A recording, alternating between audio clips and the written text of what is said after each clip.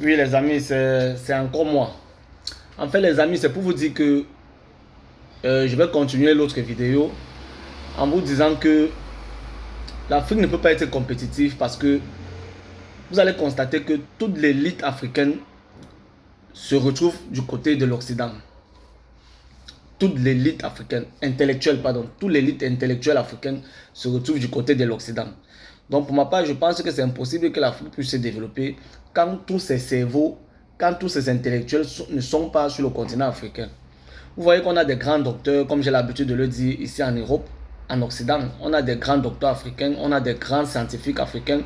On a dans tous les corps, dans toutes les matières, on a des intellectuels africains qui vraiment sont plus, comment je peux même dire ça. Donc, c'est une façon de vouloir dire qu'on a des intellectuels africains, on a beaucoup d'intellectuels africains, mais seulement qui ne se retrouvent pas du côté de l'Afrique, mais qui se retrouvent du côté de l'Occident et qui travaillent pour le compte de l'Occident. Et comment vous voulez donc que l'Afrique se développe? L'Afrique ne peut pas se développer tant que tous ces intellectuels ne retournent pas en Afrique. Donc pour que l'Afrique se développe, il faudrait que tous ces intellectuels puissent retourner en Afrique et comme ça l'Afrique pourra se développer.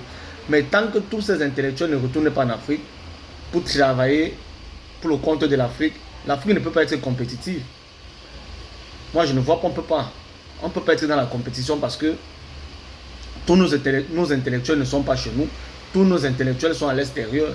Tous nos intellectuels travaillent pour le compte des pays occidentaux. Et ces intellectuels, même, non seulement ils travaillent pour le compte des occidentaux, et ils ont inculqué ces mentalités à leurs enfants et aux autres, à leurs enfants, c'est-à-dire quoi? Ils ont fait comprendre à leurs enfants que puisque nous sommes en Europe, on travaille pour l'Europe, vous allez rester en Europe et vous allez aussi travailler pour l'Europe. Comment vous voulez donc que dans ce genre de conditions, l'Afrique puisse être compétitive? On ne peut pas, je suis désolé de dire ça. L'Afrique ne peut pas être compétitive. Je suis désolé de le dire, mais c'est la vérité, c'est la réalité.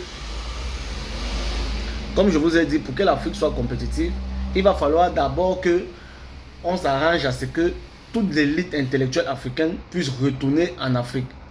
Tant que toute cette élite intellectuelle africaine ne retourne pas en Afrique, l'Afrique ne peut pas et l'Afrique ne sera jamais compétitive. Donc oubliez ça.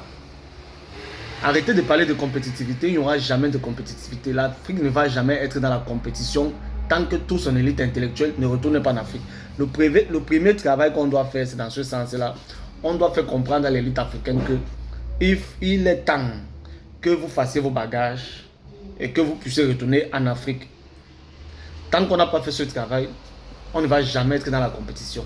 Parce que tous nos